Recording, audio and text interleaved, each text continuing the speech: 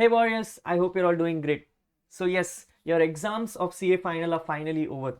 I hope you all have done an amazing job in getting through these exams. I know as a student it's very difficult to cope up with the exams, but nevertheless, if you've sat for the exams, written it to the passion of yours, I'm sure the results are going to be really great for all of you. As we do it in every attempt, this time also we are going to be quickly reviewing on what does the paper look like for your CA final direct taxation, which came up for your September examinations. Yes, before I go forward, a couple of things. One, as I tell this in every video, people, I have a very small request. Please take this video in the most opportunist of the spirit. Do not come up with this proposal saying, Rahul, this is the question, this is what I've done. I think I want to score this mark. Do you think I'll get out of it? I have no idea. Yes, let me make it very clear to you. My purpose of this video is just to give a clarification on how the paper looked like as a faculty myself. At the same time, help more the Jan 26 students who are planning to appear for their examinations. This at no point of time is going to be my evaluation of how your performance has been, because that's not something which is there in your hands, neither is there in my hands. This is something which the examiner is going to decide based on how he feels your paper looks like. So between us, there is no sort of discussion that can help us in any way. Yes, so let's keep this very open and honest between ourselves, that I am not here to come and discuss with you on how much you have scored. It's all about coming and discussing on how much the paper looks like, and for you to assess for yourself if you have done that to that extent of satisfaction, or if you think starting a little early for Jan would be a better option for you. Yes, that is the only thing which I'm going to have. So my small request to all of you, please do not put anything on the comment section saying I've done this much, I don't know how much I'm going to score. I have no idea. I'm not going to give you an answer on those. Second, like I said, people, this is more focused on the Jan 2026 students who are planning to appear going forward. Yes, this video is going to help you understand how ICI is thinking on the papers right now and what sort of planning and preparation do you need to do for your Jan 2026 examinations. So please take this paper in the right spirit. My suggestion would be that if you can take this Jan 2026 paper after you have completed your readings, solve this paper once from your side completely, and then come back and look at this review video to understand how your performance has been on those kind of questions, and if you were able to link on every concept which I have discussed with you in this video. Yes, so please keep it to that extent. So Jan 2026 students should definitely watch this video after you have completed the reading of your test paper. Yes, for September 2025, yes, you can use this paper to assess your performance, but at the end of the day, please note that the paper is already done. The exams are done from your side, so you only have to look at this paper on a good opportunistic level. Do not go and ask weird questions on this. Clear? Yes. Point number 3.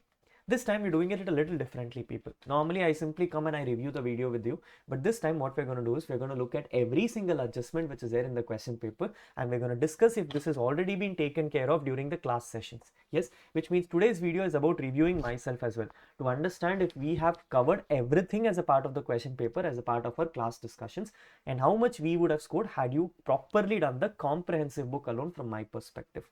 Yes, so that is one challenge which we're going to do to ourselves. Let's see how much we are able to score to each other. Yes, amazing. With that understanding, we're going to start this question paper. Now, this time I want to do it a little differently. So this time first, we're going to complete the discussion on the descriptive part and then go to the MCQ session of the videos. Yes, so very good. Let's start with the first question. The first question, as you all know, always comes from the total income perspective. So we're looking at the total income question. Yes, amazing. Look at the question. It says, RST Limited is a company which is resident in India and is engaged in the manufacture of, I have a person who is engaged in the manufacture of leather products. Yes, two things which will strike to me the moment I see manufacture of leather products. One is that it's a manufacturing thing and therefore additional depreciation is eligible to you. But more than that, the one critical thing which I have to keep in mind is this is a leather industry. Yes, if a question has something called 80JJAA, a leather industry would have its own perks that you can now claim an employee up to 150 days of employment. Yes, so that is something which you should have probably noticed upon. 80JJAA is now going to get extraordinary benefits when it comes to this leather industry. Yes, so let's keep that in mind. The statement of profit and loss has been given to you for the year ended 31st March 25, reporting a profit of 97,38,000. I'm kind of safe on this, people, because 97,38,000 means I am not still eligible for surcharge unless my income goes beyond 1 crore. So after adjustments, I will have to check where my income is going more than 1 crore for me to make this assessment. Yes. Next, I am going to debit and credit the following items. But before I do that, people, let's quickly check on what is the requirement of the question. You are required to compute the total income of RS Limited for assessment year 25-26, assuming you are ignoring MAT and you are ignoring 115BAA. So a standard, simple, normal income question is what has been requested for you. We're going to keep it to that extent. Yes, amazing. Let's look at all the adjustments one by one. Adjustment number 1. It says a foreign travel expenditure of 12 lakh rupees regarding 3 directors of a collaboration agreement was taken place with a foreign company for setting up a new plant in London for manufacturing of plastic products. The negotiation could not succeed and the project was abandoned. Yes, this is something which I remember telling you in the class so many times. A one trick adjustment which ICA loves to give you people. Unfortunately, the case law relating to this adjustment is not even part of a significant case laws, but ICA at multiple occasions keeps this as a part of the total income question. We are looking at a case law called McGraw Laboratories. McGraw Laboratories basically comes and says that when you are venturing into a new project, and if the new project does not materialize, then the expenditure is going to be called a capital expenditure if it is not going to give you any benefits in the future. Yes, so therefore this is going to be disallowed as an expense, and unfortunately no depreciation can be claimable. Now, a lot of students make this one mistake in the exams, that they know there is a case law called as Priya Village Roadshow. The Priya Village Roadshow also works on the similar lines, where it says that if you have abandoned a project, you can claim it as a revenue expenditure.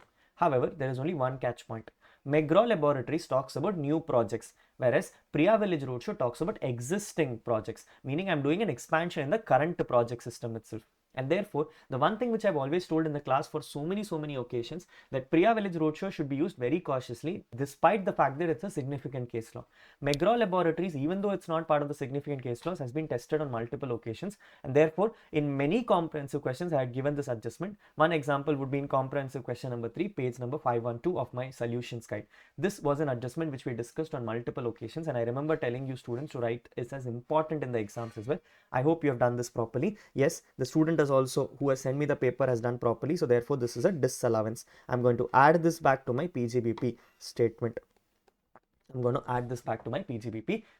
Clear?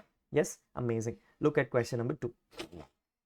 Goods purchased of 4 lakh rupees from Shiv Traders, a micro enterprise, was delivered on 16th March 2025.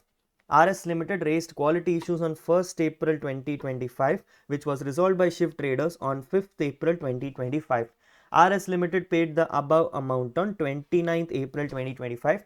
Payment terms agreed were 48 days from the date of delivery. This is what the question comes and says. This is the next thing which we have discussed in the class so many times. I told you, amendments of the current year are extremely important for you to consider, and this is the amendment of section 43B. Section 43B in the current year comes and clarifies that when you're a micro and a small enterprise, you need to make the payment within the due dates. If not, you will be disallowed for the expenses of, and allowed only in the year in which the payment is made. Conditions to that is that when you're making an MSME payment, you need to ensure that the payment terms are within 45 days if it is a written agreement, which means first thing that you say it is 48 days, that is not permitted. You need to keep it within 45 days. Yes, this is what has to happen. Second, let's check what is the payment cycle going on. I have raised an invoice on 16th March. 16th March say I have 45 days in my hand. Yes, 16th March say 45 days. If I take, I should be able to get how much? I should get 15 days. Yeah, 15 is it what? Yes, 15 days in March plus another 30 days in April, which gives me 45 days. So which means I have to complete this within 30th April. Let's check once again. I have 16th March, right? 16th March say 15 days will become March, and then 30 days will be April. So 45 days is what my consideration is. I have done the payment within, I should have made the payment within 30th April. I made the payment on 29th March itself, 29th April itself, which means I am within the due dates. There is nothing to be considered, and therefore this is an ignored adjustment. Despite the fact that you expected for 48 days, you've done it within 45 days, and therefore there is no challenges here. You will be allowed this for the deduction purposes. We are exactly on 45 days here. In fact, we are one day less earlier than 45 days also, which means I see no problem here. I should be allowed this for a deduction. Next, security deposit of 6,50,000 was paid to MNO Limited on 1st May 2024 for hiring a building on rent for business purposes. Due to unforeseen circumstances, RST Limited vacated the building, which was resulted in dispute. To end the dispute, RS Limited has agreed not to claim the security deposit and claim the amount as a deduction. Yes, this is something which I remember telling you as a part of the judicial updates. We in the current year have some judicial updates, and one of the judicial updates had come and clarified saying if an assessee has gone deposited some security deposit but has decided not to recover it anymore because of some disputes, then the security deposit will be treated as a revenue expenditure. Yes, during judicial updates I told you people at least one of the case laws mandatory comes for your exam, so please focus on those very carefully, and this is what we do. So we have judicial updates coming in, and therefore this is allowed as a revenue expenditure, already part of my P&L, no adjustment to be made, we can ignore it off as it is. We can ignore it off as it is. Clear? Yes, amazing. Next, profit of 6,25,000 earned from hedging contract entered into for meeting loss in foreign currency payments regarding an imported machinery valued at 110 lakhs. The machinery was installed and put to use on 5th January 2025. Again, same adjustment we had as a part of the past exam questions. Comprehensive question number 2, page number 507 of my solutions guide comes and clarifies that when it comes to these kind of questions, when you see something called as imported machinery, we have a section called section 43A. Section 43A simply comes and clarifies that when you have an imported machinery, whatever is the foreign exchange gain or loss which you're going to have on this imported machinery should only be capitalized, should not be taken to P&L statement. Therefore, this profit and loss of 6,25,000 should be reversed off in the PGBP statement. Since it's an income, I'm going to reduce it from my PGBP. Yes, what do we need to do in depreciation schedule? We'll come back to that, but right now only reversal of PGBP. Adjustment already tested in the past cases, same adjustment has been brought up. Next, depreciation of 13 lakhs under Companies Act has been charged. Yes, Companies Act adjustment, no rocket science here people. I don't even have to clarify this to you. You should know it is to be disallowed because we should only claim it as per income tax rules. Next, a plot of land was sold on 28th August 2024 at a profit of 15 lakhs to MS James Inc. Russia, a wholly owned subsidiary. Yes, same adjustment as a part of comprehensive question number 6 we have discussed of people, where this adjustment basically comes and says that when you have any kind of sale of plot happening to your wholly owned subsidiary, it is to be taken out from my PGBP statement and added to my capital gains. Now here is where you need to keep something in mind. People, when it comes to capital gains, there is a section called section 47, and section 47 says that when a transfer is happening from holding company to its wholly owned subsidiary, it is not regarded as transfer and therefore will be exempt from capital gains. But there is a hidden condition. The hidden condition is that this can only happen when it's an Indian subsidiary. Here is a case where the company is situated in Russia, which means it is not an Indian subsidiary, it's a foreign subsidiary. With this being a foreign subsidiary, it will be taxable under capital gains. You need to pay tax on this under the head capital gains. Yes, so you will have to take this to capital gains people. I hope you have done this adjustment properly. Please do not have it exempted from capital gains because this is not an Indian subsidiary, it is fully taxable. Next, a provision of 9 lakh rupees has been made for gratuity based on actuarial valuation. The gratuity paid is 5,80,000 to retired employees during the financial year and was debited to gratuity provision account. Yes, same adjustment. So many times it has come. Section 48(7) basically comes and clarifies that when you have any gratuity funds provision are going to be fully disallowed and you can only claim the actual payments, which means in this case 9 lakhs has been debited to my P&L account and 5,80,000 is part of my balance sheet. So I'm going to reverse the 9 lakh rupees in my P&L account and I'm going to claim 5,80,000 as an expense. Yes, so let me claim 5,80,000 as an expense, which means 3,20,000 is an extra claim which I have, and therefore the 3,20,000 has to be disallowed. The 3,20,000 has to be disallowed under my PGBP statement. Same adjustment seen many times people, not just in this question but in math questions as well. Comprehensive question number 5 is an example for you. Yes, great. Additional information given to you. The plot of land which was sold to James Inc. was purchased at a cost of 32 lakhs on 22 March 2014 and the value assessed by the stamp value authority is 60 lakh rupees. Notice people, I have come and said that I've made a profit of 15 lakhs where I have sold the property at 60 lakh rupees. I've purchased the property on 32 lakh rupees. So let me check first of all what exactly is the situation here. This is a little bit of an extra computation which you'll have to do. Please don't make a mistake of considering 60 lakhs as my full value of consideration directly. We need to understand what is exactly happening here people. Notice I purchased it at a cost of 32 lakhs and I've sold it at a profit of 15 lakhs, which means technically I made a sale price of 47 lakhs from my side. From my side, I have a sale of 47 lakhs. However, the assessing officer, stamp duty authorities have come and decided this as 60 lakh rupees. So I need to first decide whether it is STV or consideration, whichever is higher. For SDV, your consideration, whichever is higher, I look at section 50C. 50C says that if you are within 110% of consideration, I will take it as your actual consideration itself. Let me check. I have 32 lakhs plus 15 lakhs. Total becomes 47 lakhs. 47 lakhs pay if I add 10%, it becomes 51.7 lakhs. I'm still at 60 lakhs here. I'm still at 60 lakhs here, which means my full value of consideration is higher, and therefore I need to make my computation of capital gains accordingly. I will say my full value of consideration is going to be 60 lakhs. My cost of acquisition is given as it is. Let me check when the property was sold off. The property was sold on 28th August, which is post 23rd July. Post 23rd July sales, which means you're not eligible for indexation benefits. Indexation will be denied to you. So 32 lakhs will be removed off from your computation, which means my capital gains is going to be 60 minus 32 lakhs. Answer is going to become 60 minus 32. Answer is going to become 28 lakhs. So you're going to be taxing 28 lakhs as a part of your capital gains statement as section LTCG under section 112. Yes, property was purchased in 2014, therefore this is LTCG under section 112. Clear cut case, no rocket science. Inflation indexes are not important because you sold the property after 23rd July, and this is a company, people. The rules of coming and treating it as old rule, all rule, new rule, whichever is lower and all, is only for the purpose of individual and HUF. It is not for the purpose of company, which means no indexation benefits granted to you. That is an irrelevant information. Very good. We're looking at chapter 6A. A company employed 305 additional workers during their 80JJA has come into picture. 80JJA, a standard table which I told you in class so many times, people, is part of my chapter 6A chapter.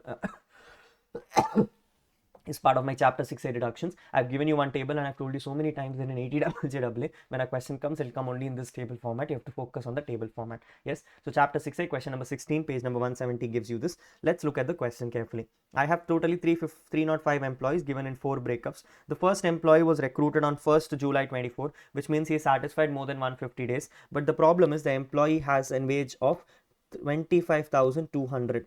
Yes, the employee has a wage of 25,200, which is not eligible. I need to have a wage less than 25,000, which means employees number 1 are ignored. Employees number 1 are ignored. Second, I have 96 employees joining on 1st August. Casual employees 24,800. While 24,800 is great, but it says the regular employees are participating in RPF while casual employees are not participating in RPF, which means because of the casual condition, these employees have been ignored off because they are not part of my PF guidelines. Next, 55, I have 1st September, regular employees 25,000 rupees. Let's check this one, people. I have 1st September, right? September means I have 30 September, October, November, December, January, February, March. So I have 6 and 7 months. 7 into 3 will be giving me 210 days. 210 days, which means this is an eligible case. I will be eligible for this. I can claim the deduction, which means it is going to be 55 into 25,000 into September, October, November, December, January, February, March, 7 months. Answer gives me 96,25,000.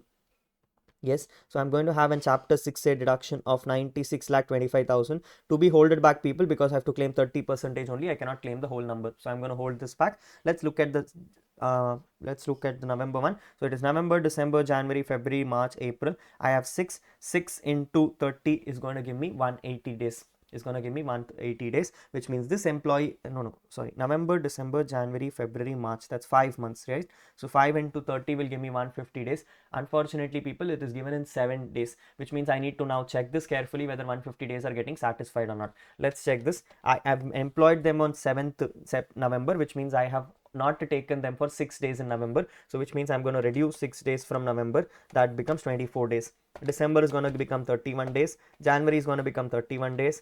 February is going to become 28 days. And March is going to become 31 days. I am at 145 days. Exactly 145 days comes into picture, people. Yes. So let's check this once again. 24 plus 31 plus 31 plus 28 plus 31.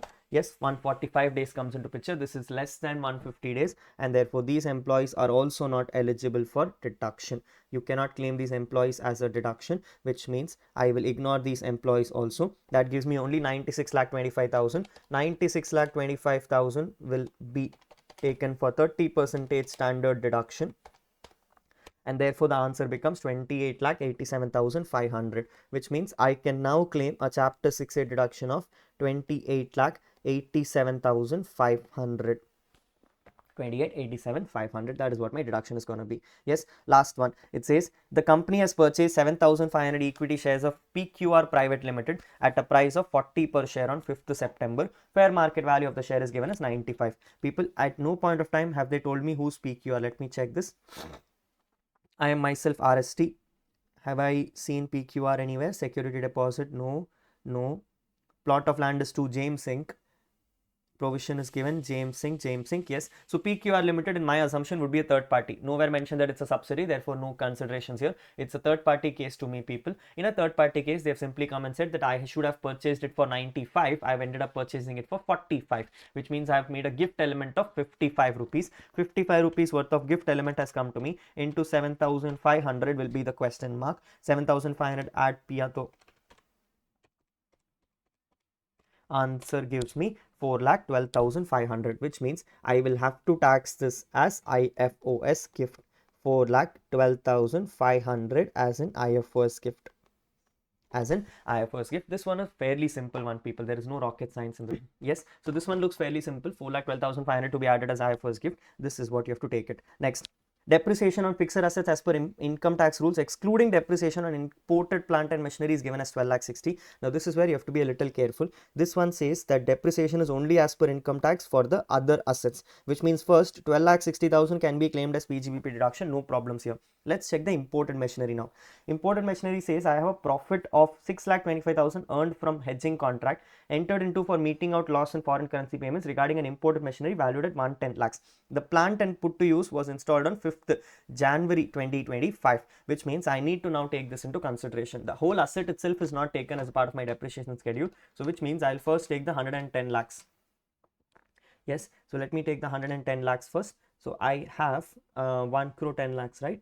Yes, 1 crore 10 lakhs. In that, I'm going to reduce 6,25,000 worth of profits, which means 1 crore 3,75,000 is going to be my cost of the asset. Now 1 crore 3,75,000 is going to be my cost of the asset, and this asset was put to use only in January 25, which means this asset is eligible only for 7.5% depreciation. But here is where the catch comes. The first line of the question came and said that you're a manufacturing sector, which means you are also eligible for additional depreciation, unless the question comes and says it is in second-hand machinery. I don't see any second-hand machinery concept, which means I'm eligible for your additional depreciation as well. So I will be claiming 10% additionally, which means I'm eligible for 17.5% worth of depreciation, which then becomes 18,15,625. 18,15,625 worth of additional depreciation is also claimable. This is an additional adjustment to be made. I hope you have made this adjustment carefully, people. Fairly an easy adjustment. This is something which is always there for you to keep in mind. Yes, so let's keep that consideration. And that's it, people. The total income question has come to you. Ignoring MAT computations, you're required to provide the provisions of 115 normal computation. Yes. So let me check. I think if my understanding is right, you will not be liable for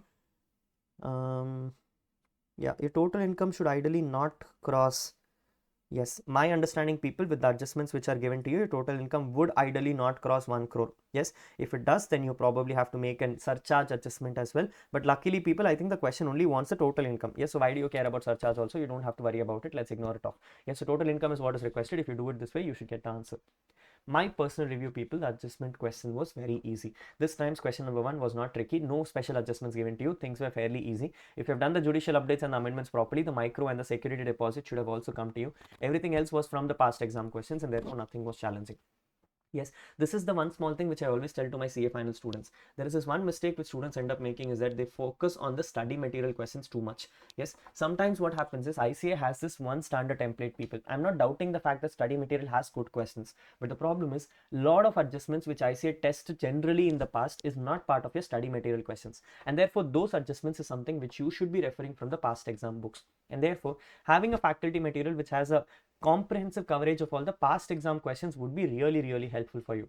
Keep that in hand, and you should 99% be able to answer your question number 1, is what my small request is. I've made this so many times, and this is one real proof. McGraw laboratories and all these adjustments of imported machinery and all is not part of your generally ICA study material questions. These are all coming from the part of your past exam questions, and therefore having those questions was really helpful if you have that now.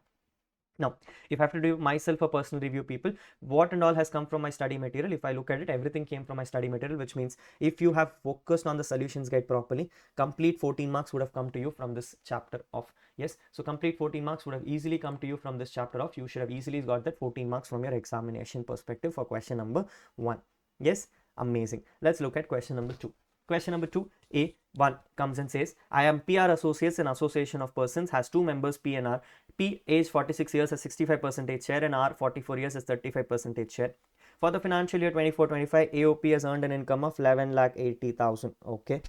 P and R are also earning incomes other than AOP of 2,45,000 and 2,97,000. Mr. P has opted for older tax regime, which means if you notice Mr. P, his income is going to be less than 2,50,000 basic exemption limit. And AOP and its member has opted for new tax regime. Because he has opted for new tax regime, his income is less than 3 lakh rupees, and therefore he is also less than my basic exemption limit. AOP has also opted for new tax regime. You're required to compute the tax liability of PR Associates and its members, Mr. R, for the assessment year 25-26. This is one of the most basic questions. It is in fact part of a study material itself.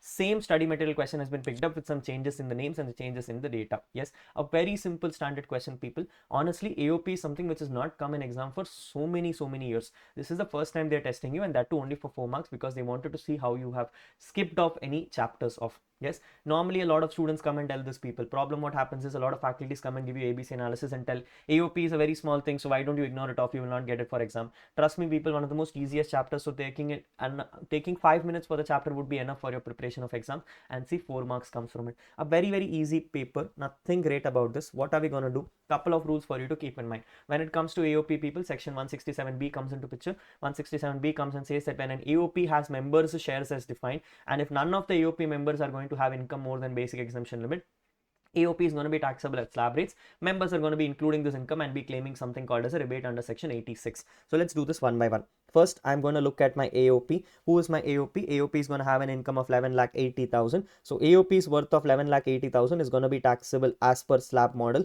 AOP has decided to go for DTR regimes, so which means we'll tax it as per DTR rules. For the first 3 lakhs, I'm not going to be taxing anything. For the balance 4 lakhs, I'm going to be taxing at the rate of 5%, which means answer becomes 20,000. Then from 7 to 10 lakhs, which means another 3 lakhs, I'm going to be taxing at the rate of 10%. Answer is 30,000. After which I have 1,80,000. So 1.8 lakhs is going to be taxed at the rate of 15%.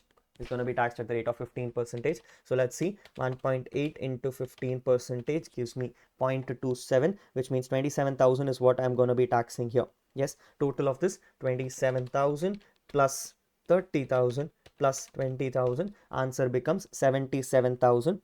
On this 77,000, because it is 11,80,000, I'm eligible to, I'm liable to apply cess. Therefore, I'm applying a cess at the rate of 4%. Yes, applying a cess at the rate of 4%, answer gives me 77,000 plus 4%, direct number gives me 80,080. Yes, so 80,080 is what my cess is going to be included tax liability. Cess is going to be included tax liability. This is what my AOP is. Now let's look at the members, which is member number, who am I? I am P, I am P and I am R. Yes, let's look at P and R. First, I look at P. P is going to have a total income of what? P is already having a total income of 2,45,000. So P is going to have an income of 2,45,000 on his personal incomes, and he is going to take a share of AOP. How much is his share in AOP? He is going to be taking a 65% share in AOP, which means 11,80,000 into 65% gives me 7,67,000. Yes, so 7,67,000 is what he's going to be taking as a share, which means I add this to 2,45,000 and the number becomes 10,12,000. For this 10,12,000 people, what am I going to do? For the first 10 lakh rupees, I'm going to be taxing 1,12,500 rupees. For the balance 12,000, I'm going to be taxing at the rate of 30%, which means I'm going to be taxing 3,600.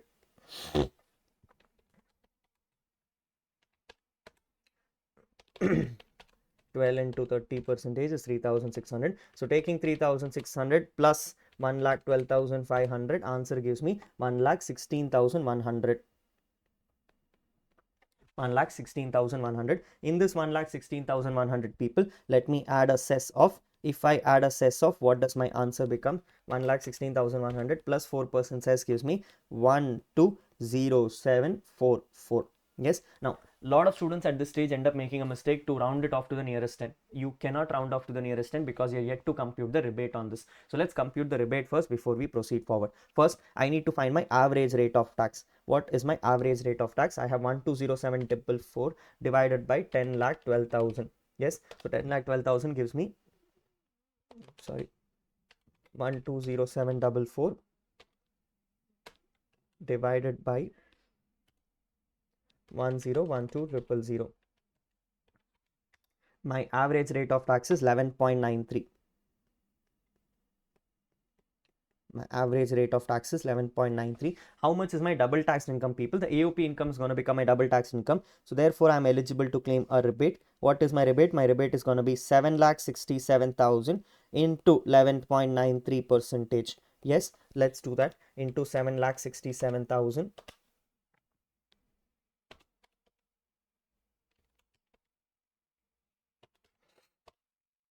Answer gives me 91512.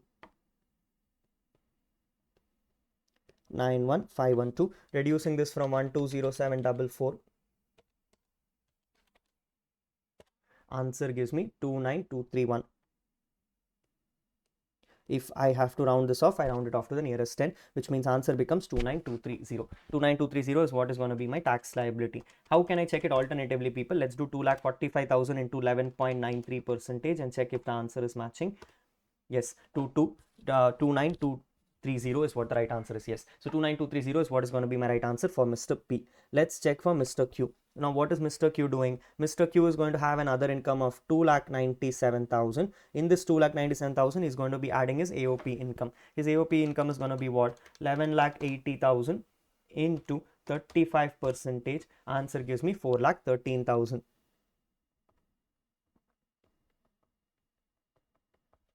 Sorry, this is not Q. This is R, is it? Yes, this is R.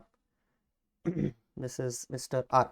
Mr. R is going to have this. And the funny thing is, people, Mr. R is opted for new tax regime. So if I understand this carefully, what is going to happen? I'm going to be computing my tax liability first. So 4,13,000 plus 2,97,000 is going to give me 7,10,000 rupees. Here is where you're going to have a challenge now. Here is where you're going to have a challenge now. Notice carefully, people, my income has now become 7,10,000. Yes, so 2,97,000 plus 4,13,000. Answer gives me 7,10,000. Yes, people, if I notice this carefully, who are they? Mr. PR Associates, 2 members, PNR, nothing is given about their residential status. Yes, nothing is given about the residential status, people. Here is where you're trapped off now. Notice carefully, my total income is 7,10,000. With my total income becoming 7,10,000, one thing is fairly clear. You have just missed the rebate because you're in new tax regime. New tax regime would have given you a rebate if your income was up to 7 lakhs, but because you're at 7,10,000, you're now trapped off, and therefore you have to pay tax. But here comes in a weird amendment of the current year. The amendment of the current year, which I remember telling you so many times, people, what we call as marginal rebate. What we call as marginal rebate. Marginal rebate is the same as marginal relief, which basically comes and says that if your income is slightly above the slab where your rebate is changing, you simply have to pay the additional income as a tax off, which means in this case, if I have to compute this directly, I will straightforward come and say that for the 7 lakhs I'm eligible for rebate. 10,000 is what I'll surrender to you. So 10,000 is what this person is going to end up surrendering to income tax department. So 10,000 becomes my tax liability. Adding a 400 rupees cess, I get the tax liability as 10,400. Adding the tax liability, I get it as 10,400. I hope everyone has made this adjustment, people. If not, yes, unfortunately, R is going to be a horrible mistake. If you ended up computing the complete tax liability without granting rebate, you are unfortunately not done the right adjustment. You should have granted a rebate on this question. So therefore, my tax liability is only 10,400. With my tax liability of 10,400, let me now check what my average tax liability is. So 10,400 divided by 7,10,000 is going to give me 1.46. So my average rate of tax is going to be 1.46 percentage. 1.46 percentage will be eligible on the 4,13,000. So I take 4,13,000 ka number. I get 6,049. Sorry, 6,049. Yes. So I get my eligible claim as 6049, which means my tax liability is going to be 10,400 minus 6049. Answer is going to give me 4351, which gets rounded off to 4350.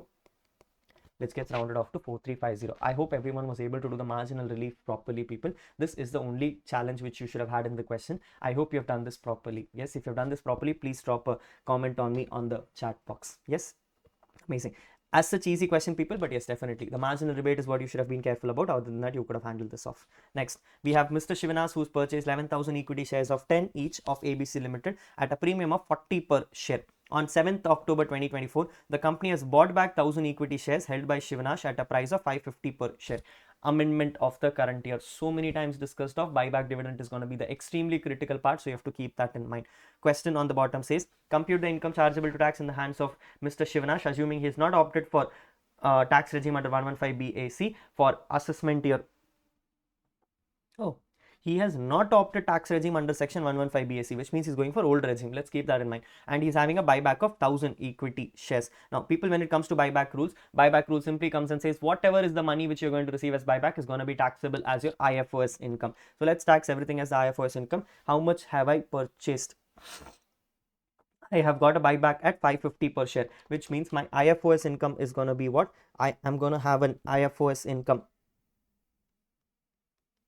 I'm going to have an IFOS income of 550 multiplied with 1,000 equity shares, which means my IFOS income is going to become 5,50,000.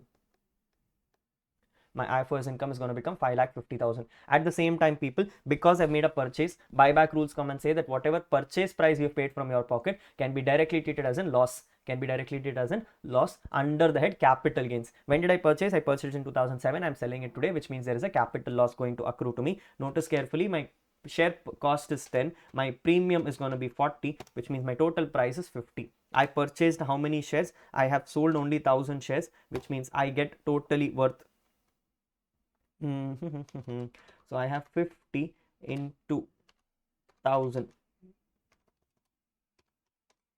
Answer gives me 50,000 rupees. So which means the 50,000 rupees is going to now be treated as my long-term capital loss. So I can treat my long-term capital loss as 50,000 rupees to be set off against long-term capital gains. I can do that adjustment off. So this is what is going to be the answer on buyback dividend. So many times discussed of, people. I remember giving you an example in the class also for you to note down. I hope you have done this properly. Next.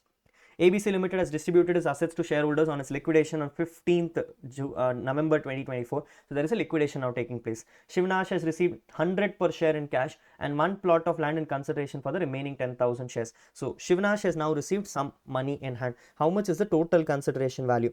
Total consideration value that Shivanash has received is 100 per share. So which means I had 10,000 shares into 100 shares. I have totally received 10 lakh rupees.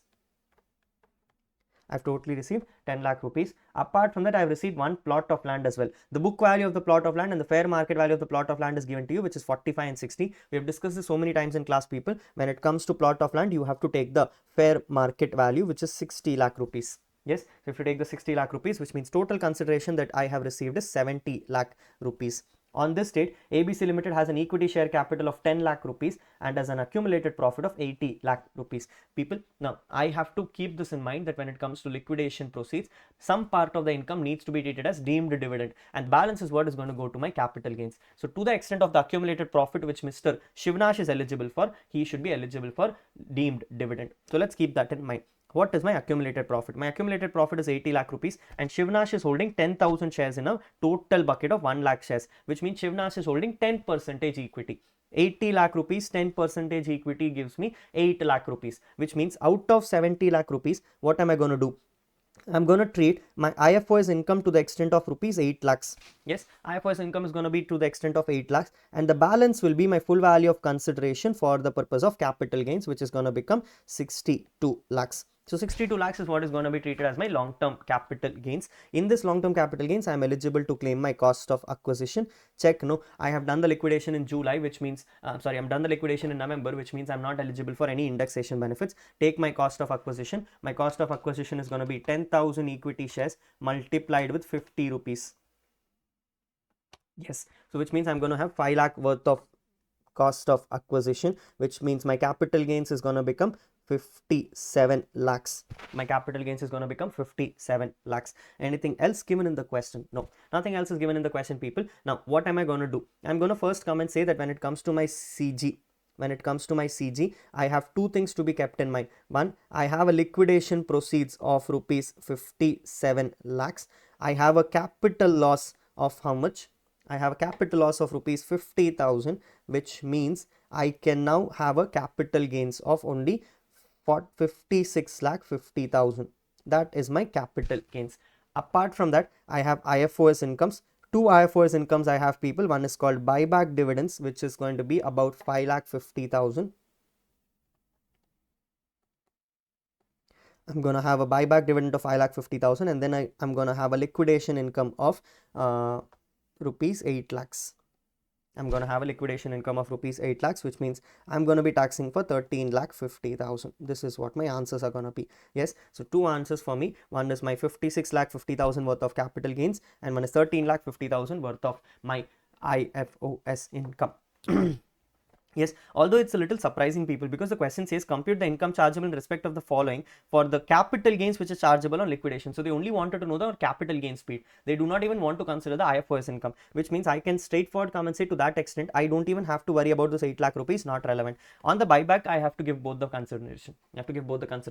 But do I have to make the set off or not is what the question is coming up. So therefore, do I have to make the set off? Because the question only wanted me to talk about the capital gains on liquidation. They did not wanted to make confirm on what is happening on the losses of the buyback. Should I set it off or not? Which means it's a weird question, but at the end of the day, an easy question. We have done the same question in our solution guide as well, people. It was the question number 1 from the past exam papers, transaction with owners, page number 125. A very simple liquidation question, people. You should have been able to answer this off from your end. I hope you did not have any challenges. Yes, good.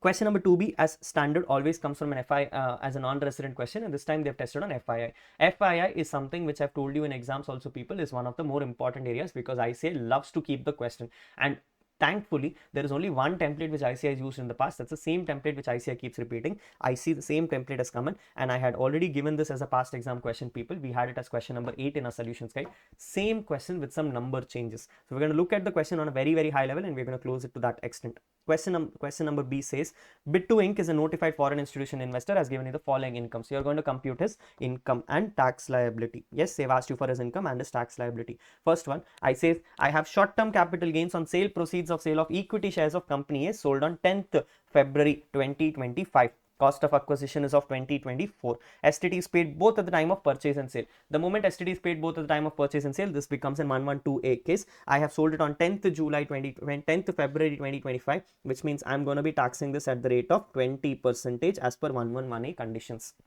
Next, obviously after claiming the set off, people, so please claim the set off to that extent.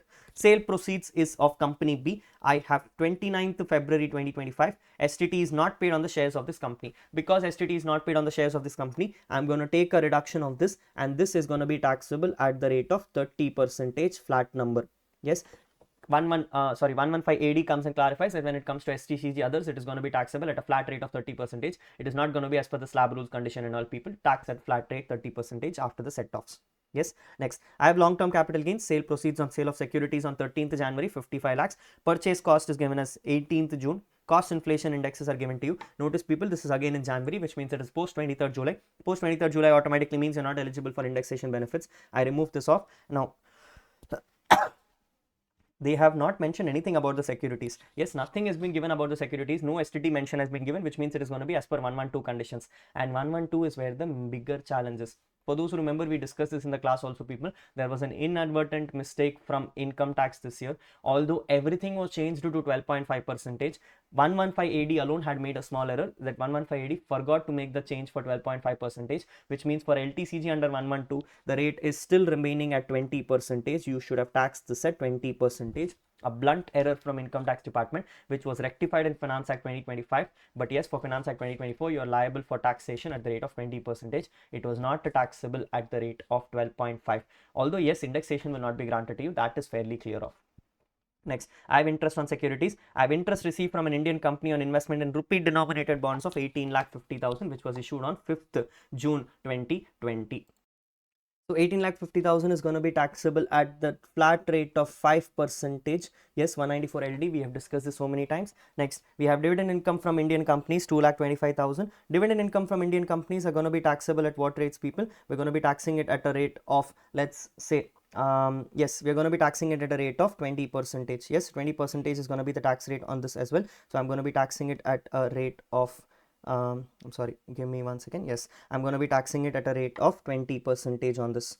So 20% is what I'm going to be taxing it. Then I have interest on other securities. Interest on other securities are going to be taxable at what rate? Again, it's going to be taxable at the rate of 20% because I'm an FII. Yes, so FII is going to be taxing it at a rate of 20%. This is what the answer is going to be. Yes, let me show you it also from my from my question bank, people. The same question which I was telling you about, that you should have been careful about. Yes, the same question we have had in your study. No, it is from your past exam question. So I'm going to show it to you quickly. Let me show you 115 AD. Yes, so I have 115 AD 1 2 and 3.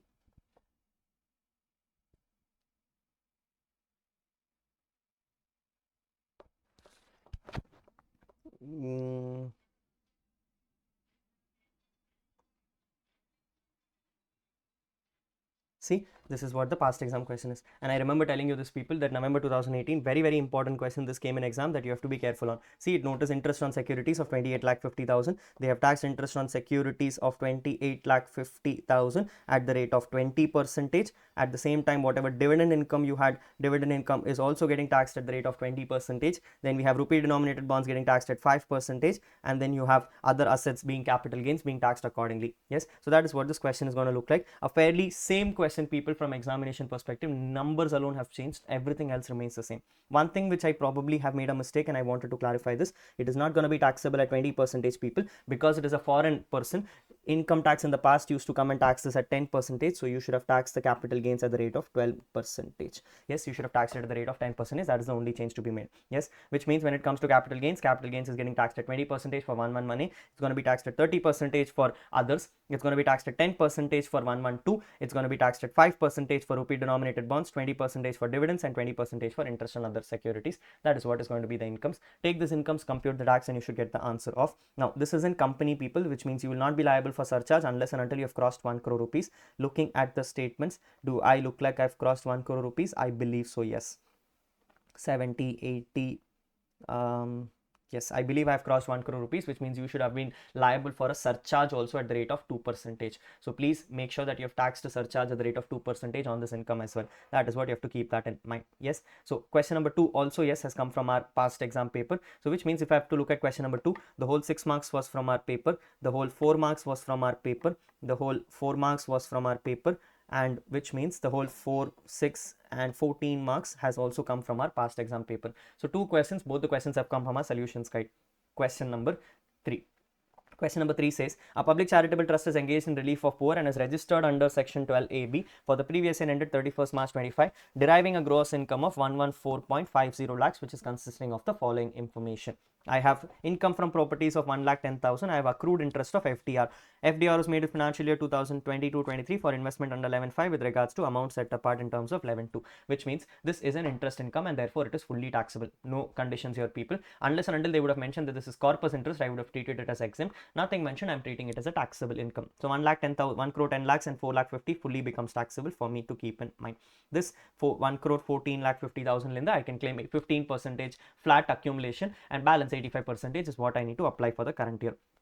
During the current year, the trust has applied 86 lakhs towards charitable trust as per the objects of the trust, which includes the following. First, it says electricity bill amounting to 80,000 paid on 18th April 24 pertaining to March 24. The trust follows mercantile system of accounting. Notice March 24 payments has been made on April 24. This is your first adjustment of the current system, where income tax has come and clarified that for your charitable organizations, even though your incomes is going to be taxable on accrual basis, your expenses are only going to be claimable on payment basis, which means this expense cannot be claimed as a deduction in the current year. You can end up claiming it in the next year. So out of that 86,000, 86 lakhs, I'm going to be reducing of what is called as your 80,000. Yes, because 80,000 is not allowed as a deduction. Next, amount of 4,72,000 including GST of 72,000 was paid to XYZ and Co, an event management company for advertising and organizing fundraising programs. The full amount of 4,72,000 was remitted to XYZ and Co through RTGS on 1st March 2025. Notice what is happening. I have amount of 4,72,000 paid to XYZ Co, an event management company for advertising and organizing fundraising program. Full amount of 4,72,000 was paid through RTGS. What are they trying to hint on you people? The fact that the full 4,72,000 has been unfortunately paid off as amount without doing any TDS on this, because the payment has gone more than 1 lakh rupee. I think this is an event management company, is it? Yes, it's an event management company. I should have done 194C. 194C would have been done. 2% requirement is there.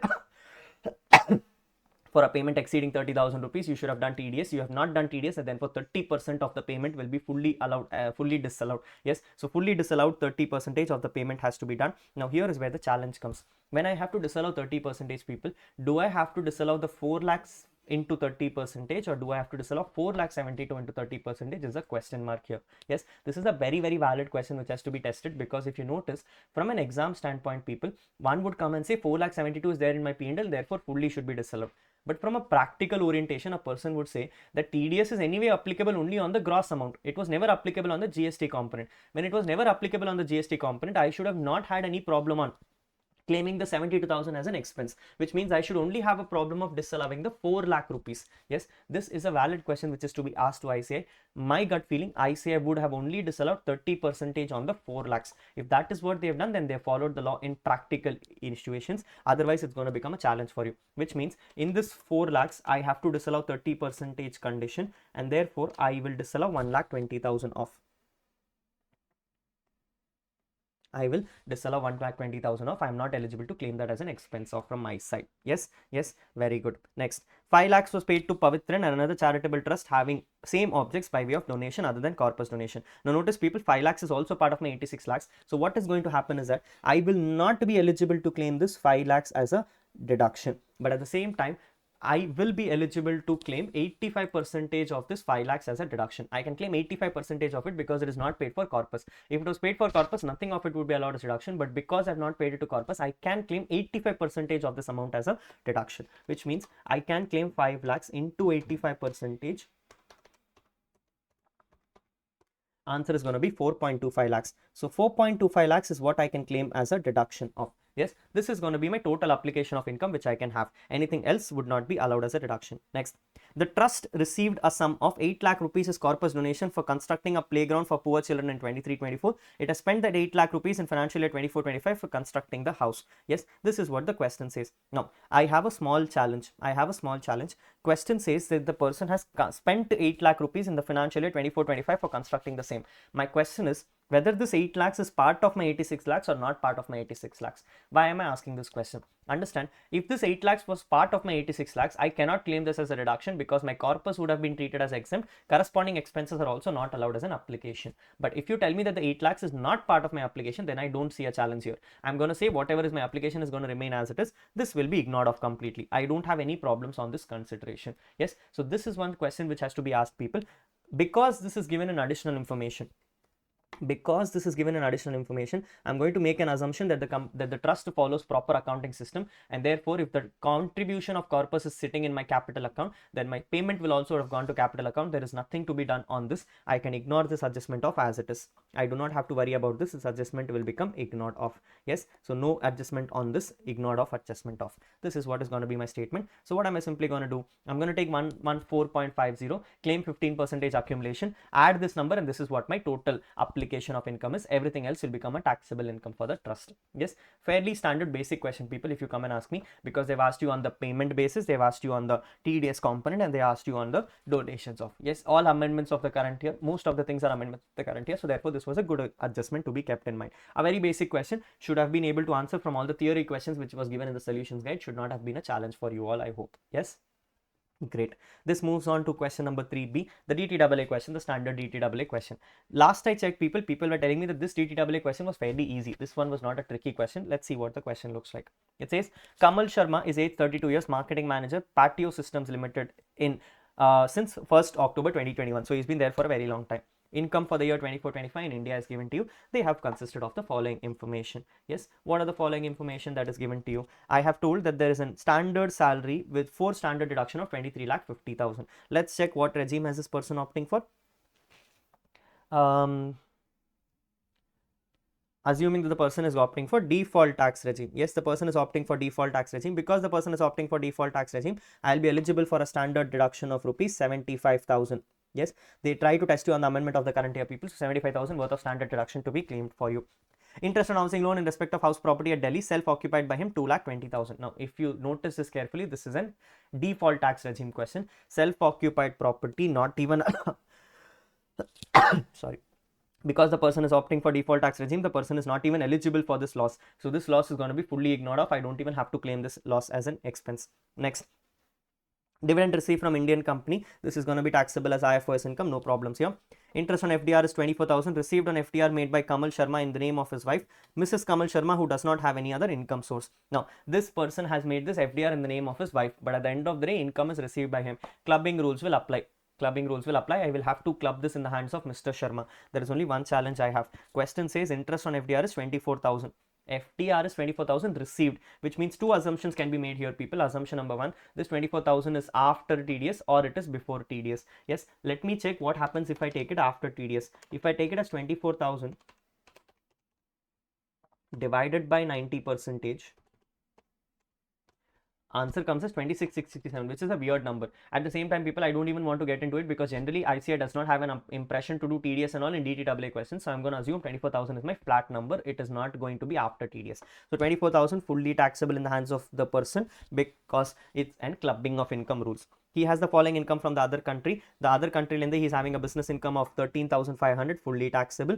Rent of house property 8,000 fully taxable. Municipal taxes in respect of the house property not allowed as reduction in the other country. It doesn't matter. In India, it is allowed as a reduction, so you can claim this as a deduction. You can claim this as a reduction. Short-term capital gains of 6,000 on sale of shares of company registered in country K. Sale proceeds were credited in bank account of country K. This is on 31st March 25. Nothing is mentioned, people. This is a shares of the foreign company, not going to be 111A, taxable at the rate of slabs. Yes, you're going to be taxing this at slab rate incomes in your income tax. During the financial year 24-25, Kamal has not visited country K for more than 30 days. Okay, never stayed there for more than a month in one financial year. India has not signed any DTAAs with country K. Fiscal year for the years are the same in both the country and India. Rate of tax is given as 25% in respect of above incomes. A fairly straightforward, easy adjustment, people. Nothing complicated about this question. You should have been able to answer this very, very straightforward. Assume that the rate of euro is given as 90. For the purpose of calculation, they've given you one rate. Normally, they should have given you multiple rates for you to test on FTC at least, but they've not given that also. 90 is what is given to you. So all you need to do is you need to take all these incomes and consider it as purposes for the income tax purposes. Salary reduce 75,000, 75,000. Dividend going to be taxed as first. OS incomes 24,000 fully taxable. E's incomes are going to be fully taxable. So income from business will go to business income. 8,000 is going to be fully taxable. Default regime, no losses will be set off. 800 rupees is going to be allowed as a deduction. How much is my double taxed income is now the question. My double taxed income is going to be as follows, people. I'm going to be taxing my 13,500 worth of double taxed income. I'm also going to be taxing the 8,000 rupees as my double tax income because I've not claimed any losses in the India also. Yes, had I claimed the losses in India, it would have been a different conversation, but I'm not claiming any losses in India also, which means this is also going to be fully taxable. But the municipal taxes which I have paid off can be claimed as a deduction. Can be claimed as a deduction because that, even though is not allowed as deduction in that country, is allowed as deduction in my country. In my country, I'm eligible to claim municipal taxes deduction because this is a let out property, and therefore 800 will be reduced off plus 6,000 rupees will get added off. This is going to be my double taxed income. Yes, so this is what is going to be my double taxed income. Take this double taxed income, check what is my average tax rate in India, check what is my average tax rate for other country. The other country average tax rate was 25%. In my gut feeling, people, if I do this properly, I think my average tax rate in India should be lower. Yes, I'm not making a statement to you, but I'm just looking at it. Looks like from my impression, average tax rate in India should be lower, which means I will take the average tax rate in India, multiply with the double taxed income, and I should be able to get my relief of standard simple question, people. The adjustment which was only tricky adjustment was the municipal tax in this. Yes, the municipal tax is the only adjustment which I think is tricky, but yes, municipal tax adjustment has been tested in exam in the past as well. That was your DTAA question number 9 in your solutions guide. DTAA question number 9 comes and clarifies the municipal tax adjustment of, which means this is also from our question bank. This 4 marks, 6 marks is it? Yes, 6 marks is also from our question bank. You should have been able to answer off. Yes, which means by this now we have now completed 3 questions, and all the 3 questions have come from the study material. Nothing has changed off. Very good. Question number 4. Question number 4 says, examine the obligations of TDS and TCS in the following cases, keeping in view the provisions of Income Tax Act. The first one says, I have Mr. A and Mrs. A jointly purchasing a fully built up and ready to move flat at Lucknow on 10th December 2024 from XYZ Builders for 86 lakhs. In addition, they have been paid an amount of 4 lakh rupees for 2 car parking spaces to XYZ Builders Limited. Okay, they've also paid one-time generator cost of 2 lakh 50, swimming pool cost of 1 lakh 50. The stamp duty value of the property is given as 75 lakhs. Mr. and Mrs. A each paid 47 lakhs for effecting the sale. Do we have to deduct TDS is what the question is. This is what the question is. Do we have to deduct TDS? The answer is yes. The answer is yes. This is an amendment of current year, people, and I remember discussing this in the class. I told you TDS as such is not an important chapter from exam, but as a final level student, you should be focusing on the amendments of the current year, and they have tested you on the amendment. What does the amendment come and say, people? That when it comes to 194IA, 194IA comes and clarifies that even though there are multiple owners in the property, I will look at the value on a property level. If the 50 lakhs exceeds on the property level, I am liable for TDS at the rate of 1%. So even though 47 and 47 was paid, it does not even matter. I am going to be looking at it at a property level. Now let's check what is the full value of consideration. I have paid 86 lakhs from my side plus 4 lakhs for 2 cars. So total is 4 lakhs. Yes, 4 lakhs for both the cars together, which becomes 90 lakhs plus 2.5 lakhs for the car parking space plus 1.5 lakhs for the swimming pool. Totally becomes 94 lakhs. Stamp duty value is given as 75 lakhs, whichever is higher to be taken, which means my consideration value is 94 lakhs. I'm going to take 94 lakhs. Am I liable for TDS? 101%. Yes, I am liable for TDS at the rate of 1%. Yes, so I will be deducting TDS at the rate of 1% on the full 94 lakhs. Even though Mr. A and Mrs. A are doing it separately, it does not matter. They will have to club it together and deduct TDS because it is not on your it is not on your ownership level, it is on your property level. Yes, fully to be taxable. Next, gross salary received by Pankaj is 42 years during the financial year 24-25 for PPN Limited is 37 lakh 50,000. House property loss declared by him for the financial year along with documentary evidence is 2 lakhs. They have tried to test you on section 192 here. Yes, 60,000 is interest accrued on FTR with SBI for 24-25 in respect of his TDS was deducted and applicable rate by the bank. Mr. Pankaj has purchased a property for 32 lakhs on 1st December 24 for personal purposes. TCS was separately charged on the purchase price of the motor car at applicable rate. 1%, 1% TCS will be applicable. He has no other incomes. Pankaj has submitted relevant information to his employer in his prescribed form with supporting evidences. He has also intimated his employer to exercise the option of choosing default tax regime for the financial year. The person is choosing default tax regime for the financial year. Yes, which means I simply have to go and compute the tax rate of the person and declare that as my TDS. That is what the question is. Fairly an easy question, people. It says gross salary received is 37 lakh 50,000, which means I'm eligible for standard deduction of 75,000 rupees. The person is choosing default tax regime. Yes, so my salary income is going to become what? I am going to have a salary income of 37 lakh 50 minus 75,000. So answer becomes 36 lakh 75,000.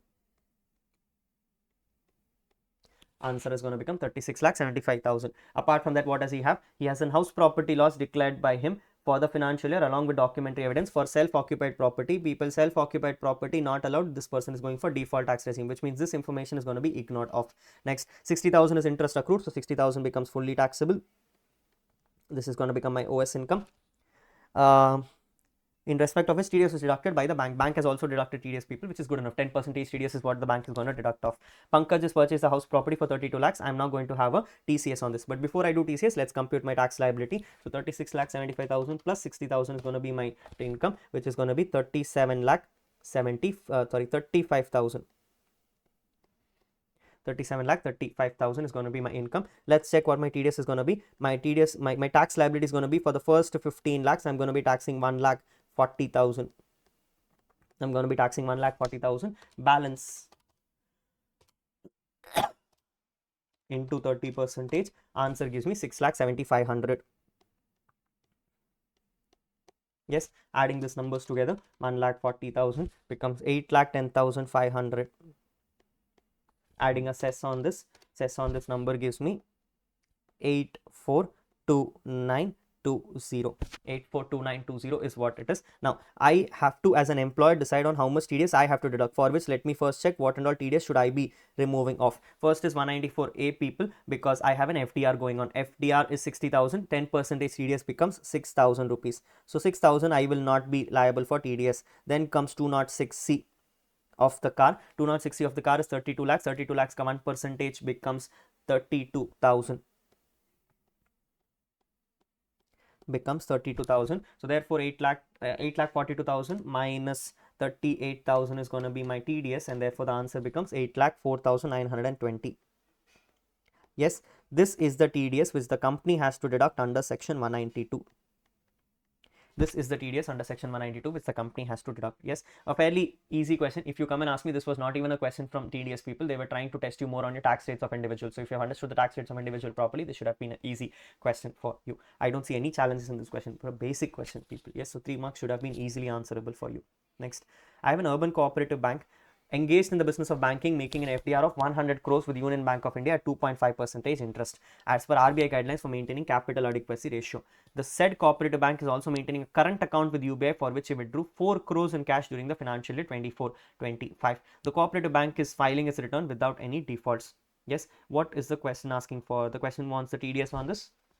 Yes, the question wants the TDS on this, people. Now here there is a silent hidden adjustment which you have to keep in mind. First, if you notice, there is a withdrawal of cash. Withdrawal of cash for a cooperative society limit is 3 crore rupees. Because they have withdrawn cash more than 4 crore rupees, I will be liable for TDS at the rate of 2% on the exceeding 1 crore. Yes, this is something which we have discussed as a part of your concept guide examples. I gave you a big table in your concept guide where I explained all the scenarios, and in that we have discussed this off, that if you're going to withdraw as a cooperative society more than 3 crores, you're going to be liable for TDS at the rate of 2% on 1 crore, because the person is not making any defaults. Yes, which means I'm going to be liable for TDS under section 194N for 1 crore at the rate of 2%.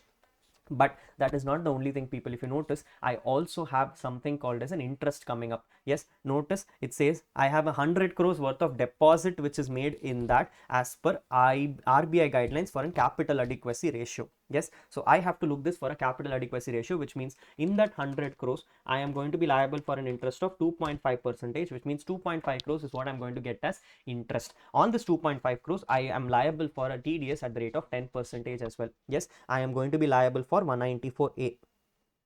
So 194A at the rate of 10% is going to be liable for me, which means I am liable for 0.25 crores. 0.25 crores is going to be my TDS, which means this question now had 2 TDSs. One was 194A and one was 194A. Although they never mentioned anything about 194A, people, this was something you should have been smart enough for looking at the top. Yes, by looking at the top, you should have realized there is already 194A coming up in this question. So therefore, you should have been very, very careful about this part. Are we clear?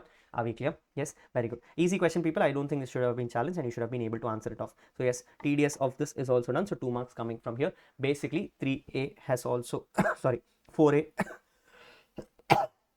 4A has also come from our classes. Okay. Let's look at 4B. We are now at TP. We are now at TP. Let's look at 4B. Yes, let's look at 4B. Let's see how 4B looks like for all of us.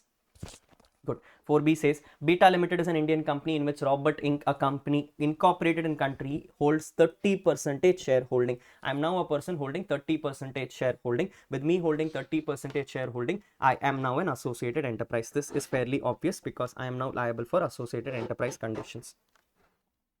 Just 1 second. So yes, I become an associated enterprise because I'm holding more than 26% voting power. During the financial year 24-25, Beta Limited has supplied 700 pieces of computers to Robert Inc. at USD 1110 per piece. So Beta Limited has supplied 700 pieces to Robert Inc. So I have supplied something to my holding, to my associated enterprise. The price of the computer supplied to unrelated parties of country E is 1,400 per piece. I should have supplied it for 1,400, but I ended up supplying for 1,100. Cup rules are coming to picture. The transfer pricing officer, while determining the arm's length transaction of 700 pieces sold to Robert Inc., adopted the price charged for computer supply to unrelated parties as internal uncontrolled comparable transaction. Perfectly done. Well, proposed adjustment to total income. Considering the above, you are required to answer the following. Would Beta Limited and Robert Inc. be treated as associated enterprise? Yes, 101%. Yes, because they are more than 26% holding. Because they are more than 26% holding, will be treated as associated enterprise.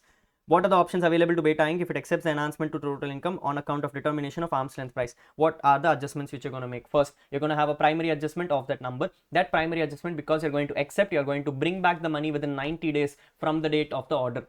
If you're not going to bring back the money within 90 days from the date of the order, you will be liable for secondary adjustment, and secondary adjustment rules will apply. To avoid secondary adjustment, you can also have an alternative option where you can end up paying an additional income tax at the rate of 18% plus 12% plus 4% as an income tax, and you can avoid the secondary adjustment as it is. Yes, so these are the options which are available to. If you're not satisfied with the order, you can always go for an appeal and apply for a revision as well. Yes, these are the options which are available to you. As such, if you come and ask me, the person says that the person has accepted the arm's length determination. Because they've accepted, there is only one option but to return back the money. There is no option for you to go for an appeal or revision and all. You will have to bring back the money within 90 days, and within 90 days you do the money, you get no implications. If not, you will be liable for secondary adjustments of. Yes, a question which is already there in the study material for so many times. It is question number 12 and question number 13, same questions in your study material solutions guide. You should have been able to answer it from there, which means this was a very easy question. 6 marks, easy answer for you.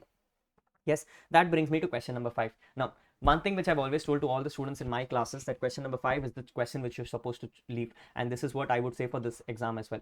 This question number 5 was one of the most horrible questions. This is one question which I will itself personally accept was not from my solutions guide, because even I don't know where these questions are coming from. Tricky questions, weird adjustments. You should have been very careful on this question. Let me show you what the answers are, but nevertheless, please avoid this question for your exams. It says any 2 out of the 3 has to be answered for the first one. It says in case of an assessee, the assessing officer passed an order under section 143.3 on 15th December 2022. The CIT passed the order on 263 for 26/3/2025, holding that the said assessment order was erroneous and prejudicial to the interest of revenue. Revision proceedings have been initiated, people, and 263 provision says you need to pass an order within 2 years from the end of the financial year. Check the financial year. From the end of the financial year becomes 23, within 2 years becomes 31st March 2025, which is within the time limits, and therefore revision order is valid. Sorry. CIT set aside the assessment order and directed the AO to make a fresh assessment conducting inquiries. The order passed under section 263 was dispatched to the assessee on 28th March 2025. The AO issued a notice under 142.1 on 6th May 2025 for making fresh assessment. The assessee contended that it had come to know the revision proceedings only when the 142.1 was issued to him, which is on 6th May 2025. The copy of the order was supplied to him on 29th May 2025 on request of the assessing officer after receipt of the notice.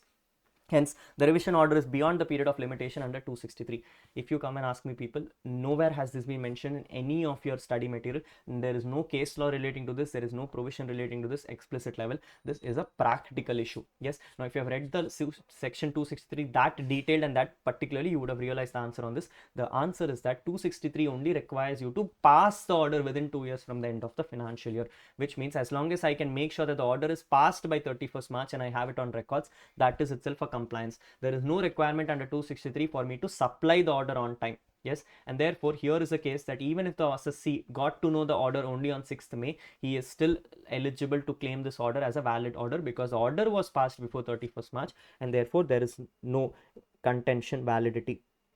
There is no contention validity. This is an valid invalid contention. The assessing officer is right in this case. The proceedings will continue. Here is a case where you have to be careful on the past as a word. Past as a word was very critical, and therefore adjustment number 1 probably you should have gone wrong. Yes. Question number 2.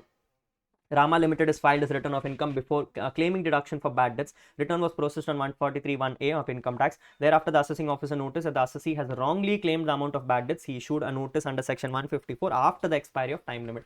After the expiry of time limit is what I've issued the notice, which means first of all 154 itself is invalid. There is no 154 proceedings which can be launched. That is an invalid contention.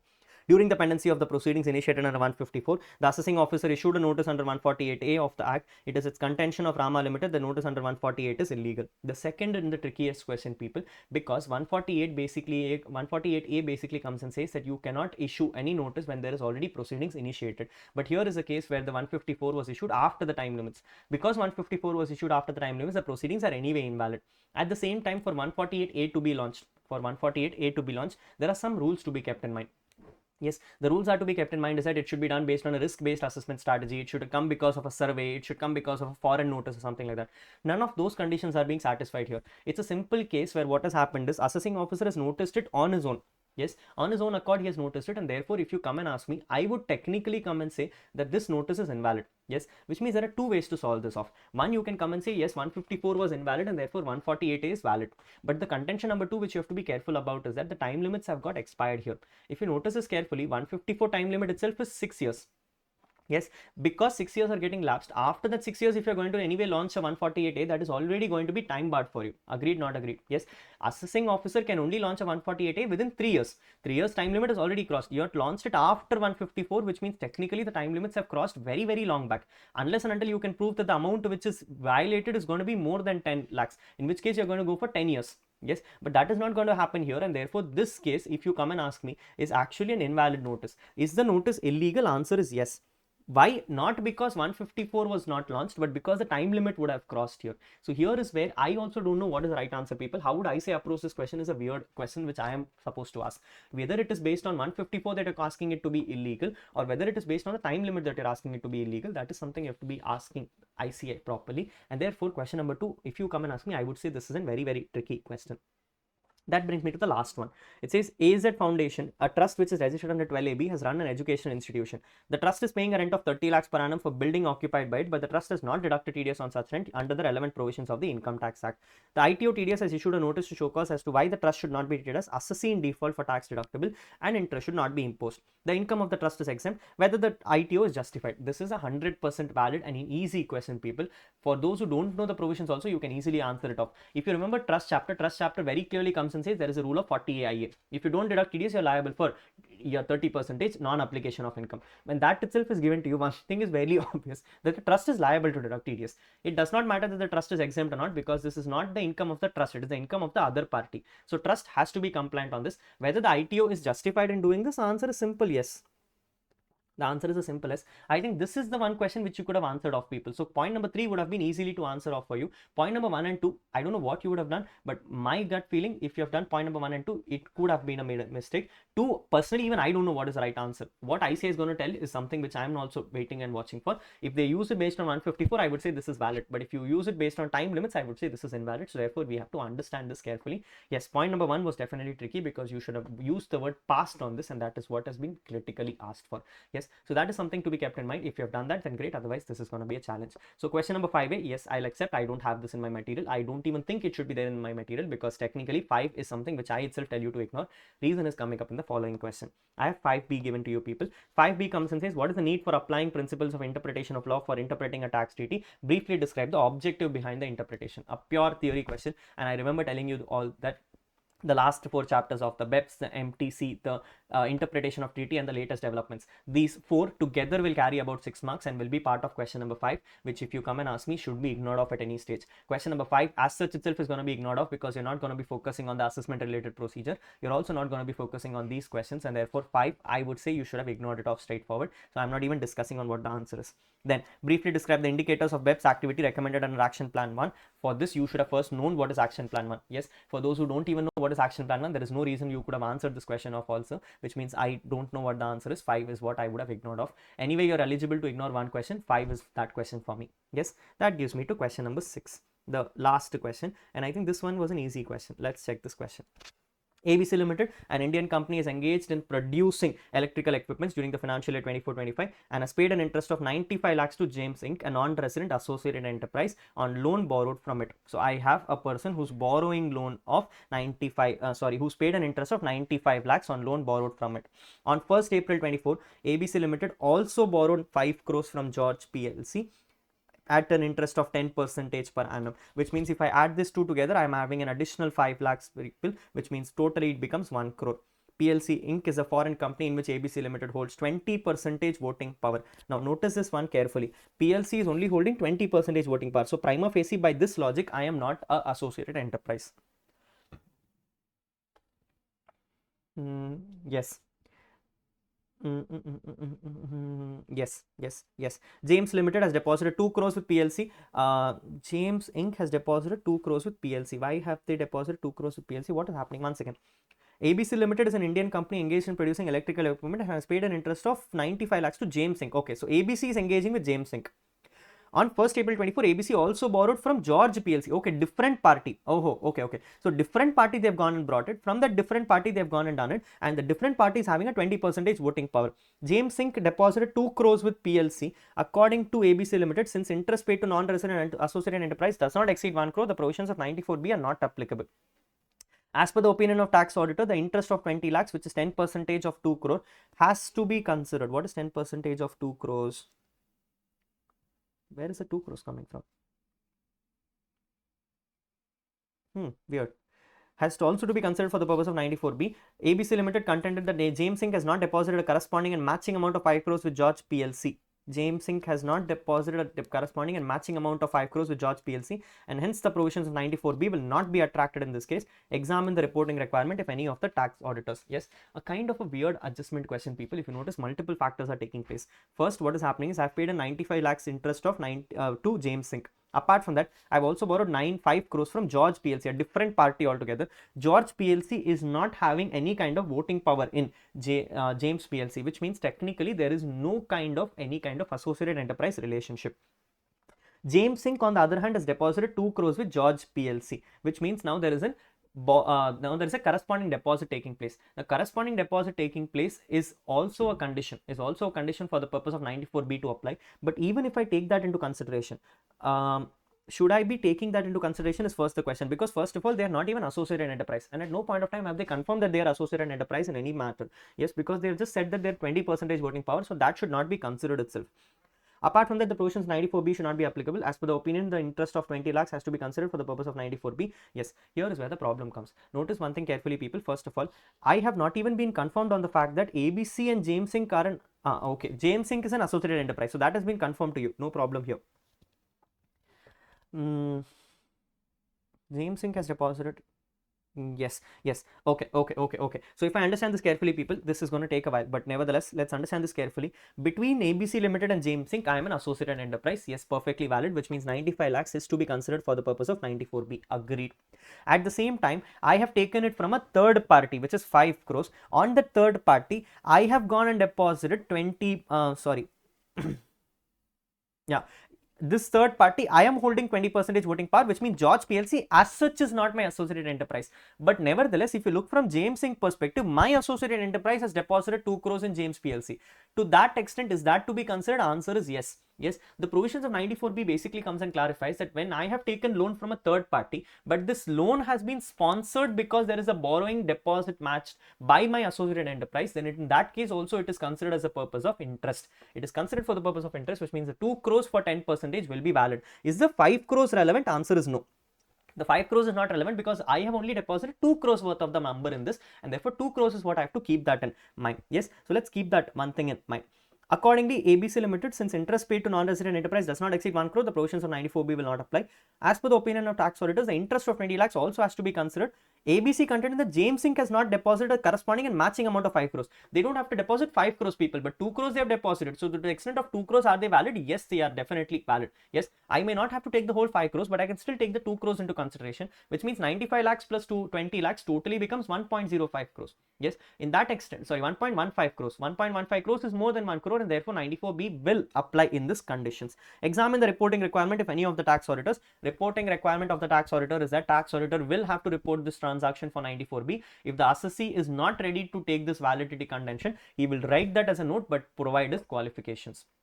Yes, so this is a question. Now, I think this question was already there in your study material as well, people. Yes, I don't think this should be a new question. This should definitely be part of your study material. I have also marked the page number for you, 460. Yes, so let's check 460 off. I think this question, yes, I've seen it in the past.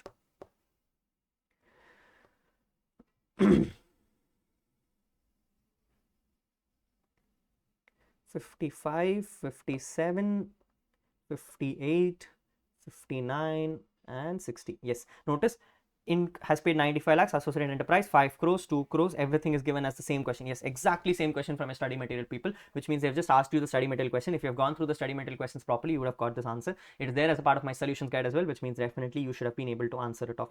Yes, the what is it happening? As per para 1816, the auditor may have a difference of opinion with regards to the provisions applicable furnished by SSE. These differences are to be reported in form number 3CA. As per paragraph 19, if there is any difference in the opinion of the tax auditor and that of an assessee, he should take that auditor may consider the stating both the views and also provide the relevant provisions. Therefore, the tax auditor has to report the relevant difference of opinion appropriately as per an observation in paragraph number 3. Accordingly, in this case, the tax auditor may state both the views in clause number 30B as well as report the difference of opinion appropriately as an observation. That That is what we have to do. Yes, we are not going to be commenting on what is the disallowance to be attracted in 94B, but should I be taking this into consideration? Answer is yes. That is what I'm going to simply do. I'm going to take this into consideration and I'm going to treat it as a difference of opinion. Yes, so standard same question which has been given people, which means if you have done the tax audit from your study material, you should have got this question off. This is also part of the question bank. 3-6 has also come into picture. That gives me 6 number B. 6 number B comes and says, state with reasons whether the following acts are treated as tax compliance, tax planning, or tax evasion. Yes, they'll give you specific scenarios and you have to decide whether it is tax planning, tax evasion, or tax compliance. First one credit note was issued to SK Limited, 75,000 as commission payable to couple, although couple has not rendered any service. I have given a credit note without rendering any service. The objective behind issuance of credit note is to increase the total income of couple from 6,25,000 to 7 lakhs and accordingly reduce the total income of SK Limited. Couple has opted to pay tax under 115 BAC. Clear case of tax evasion, people, because by the time you reach 7 lakh rupees, you're automatically not liable for tax because you're eligible for rebate. At the same time, SK Limited is going to claim it as an expense, so SK Limited will be asking for a reduction in tax liability. Pure case of tax evasion because you've issued a credit note without even having a corresponding data into it. Yes, from my past exam questions, question number 4 is the past exam question which has answered this question. Next, Durga Associates is a partnership firm, obtained declaration in form number 15G and 15H for its lenders and depositors. This is what we are going to call as tax compliance or tax management. Yes, we in our study materials used to call it tax management, but this time IC has used the word tax compliance. Nevertheless, this is what the answer is. Maintaining all records properly so that I will not be scrutinized at a later day is called tax compliance or tax management. This is also part of the same question number 4 as a part of your study material. Yes, last one. It says, Reolink, a non-resident company, enters into a contract with an Indian company ABC Limited for installation of plant and machineries. Contract cost is 125 crores. Rio Inc. has made an application to the Board of Advance Ruling for determination of the rate of withholding tax on the receipt. As a consultant, you are required to answer the following. I've always told you this, people, that the last question of your CA final has always been an advance ruling. An advance ruling already hardly carries about 3 sides, which means rating 3 sides 4 marks easily for you in exams. You should definitely be paying attention to this. Can Rio Inc. withdraw such application made to Board of Advance Ruling? Same question number 1 from your study material, people. Answer is yes. You can do it within 30 days. After 30 days, you cannot do the withdrawal of, so allowed as a withdrawal. Second, what is the timeline by which Board of Advance Ruling is required to pronounce its ruling? This is also given in your study material, people. This is some of the past exam question. I picked it up from the past exam question. This is not there in your study material, but nevertheless, if you have done your concept guide properly, you should have been able to answer this question also of. Yes, the adjustment is as follows. Let me show you the adjustment of.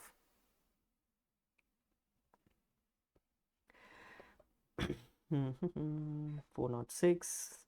Yes, the past exam question, people. The past exam question was about giving the procedures of Board of Advance Ruling. They've not asked the complete detailed information, but they just wanted the last line.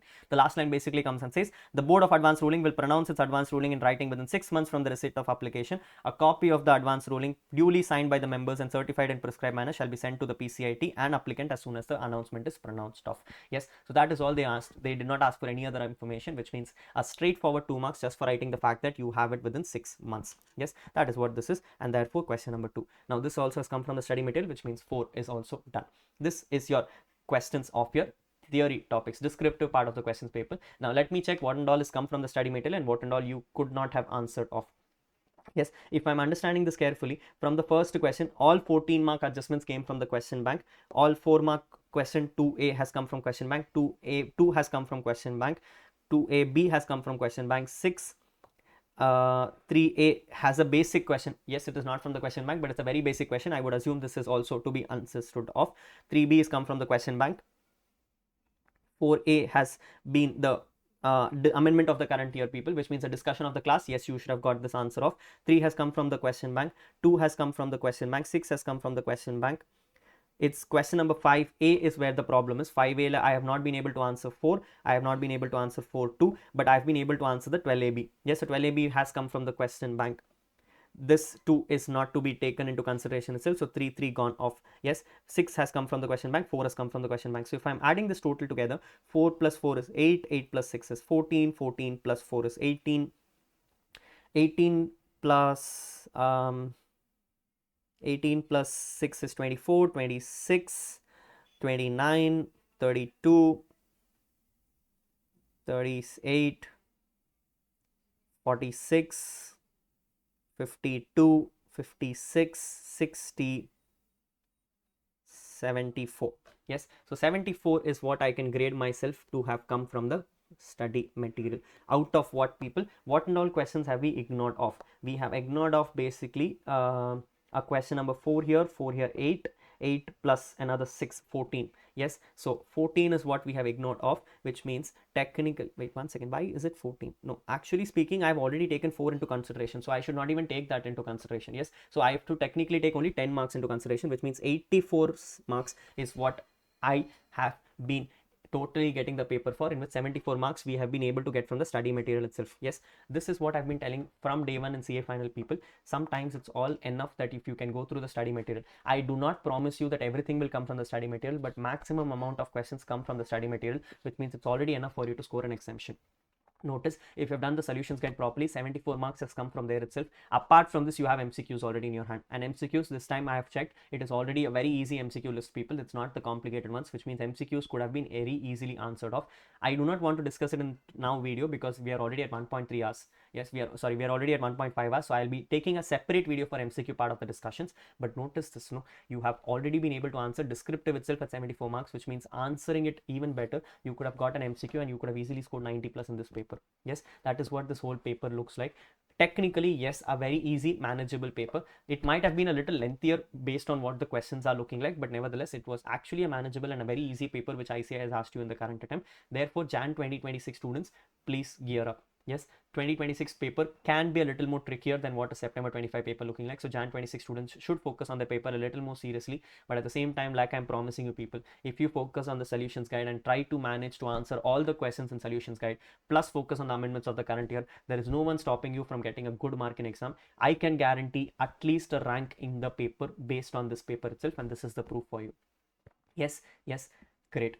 I hope you all have enjoyed this review session. If you have anything which I have done wrong, if you feel that there are some mistakes which I've made during my interpretations, please feel free to drop it in the comment section and I will take that into consideration as well. But yes, I hope everyone has done an amazing job in the September paper. You all are waiting for an amazing result coming up in the next 1 month. So yes, take the time off and enjoy yourself to the best extent possible, because the last 1 month is all you're going to be a CA student for. After you become a qualified, life is going to be different. Life is going to be fun. Life is going to be engaging, and you're going to really, really appreciate on what you're going to do in life. So yes, for the last 1 month that you're a student, enjoy this journey and take an amazing, amazing time off for yourself, because you definitely deserve it after all the efforts that you've taken up.